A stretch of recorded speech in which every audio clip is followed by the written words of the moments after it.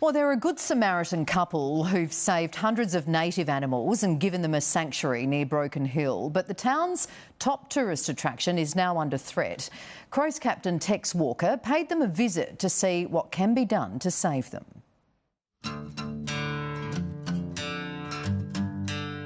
Tell us about this little Joe here, Kai. This is Poonie. He was found on the Pooncarie Road, and he was brought to us when he was only 600 grams. He didn't have any hair, and we've looked after him ever since. And as you can see, he's doing really well. Doing very well, little cute little thing, isn't he? Yeah, he really is.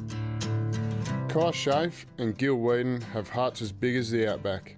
You really can't get better people than what they are, and they're just perfect for what they're doing. Gil and I have taken on dogs that have been seriously injured. We also work with a lot of kangaroos, emus, all sorts of native birds. We get a lot of the ducks and things like that come in. 10 years ago, they set out from Alice Springs with a team of camels and other native animals they rescued. Their epic journey across the desert brought them to the Menindee Lakes, where they established an animal sanctuary. It's a stunning place to be. Well, Gil and I always have a lot of tourists finding us anyway because of our big trip with the animals. And yeah, we just thought this place could be fantastic, absolutely fantastic. But now their dream is fast turning to dust.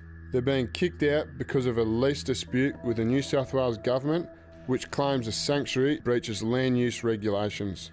We also have the added complication that there is no certainty as to who is the rightful leaseholder over the territory where the sanctuary is located. At the moment, it's our #1 attraction, and it's being taken away from us. They have had occupation of this land for 10 years with arguably all appropriate consents. Matt Henderson is their lawyer. They say you can't graze any of the animals on there now. Grazing pertains to livestock. Livestock are farm animals that are commercial assets. None of these animals are commercial assets.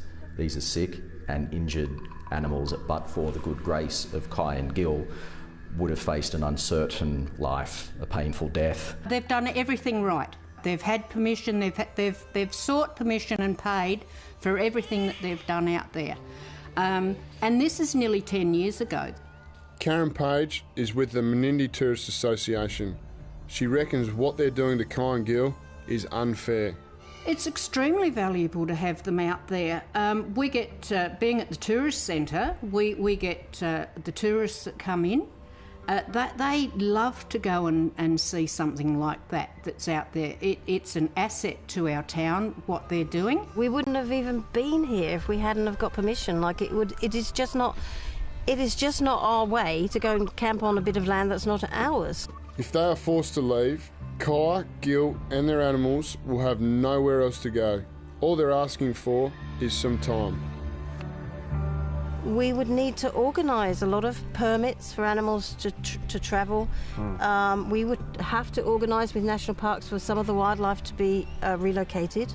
So this isn't something that we can do in a few weeks. If they weren't there, what would be happening to all these animals? It would be roadkill. It's sad. We have an injured kestrel that's just growing its tail feathers back. We've got some baby Murray magpies. We've got an injured crow. Hey? I know. We shouldn't have an injured crow, and I think it's a really good omen that you turned up today. Maybe that situation will change. Fingers crossed. Fingers crossed. Yeah.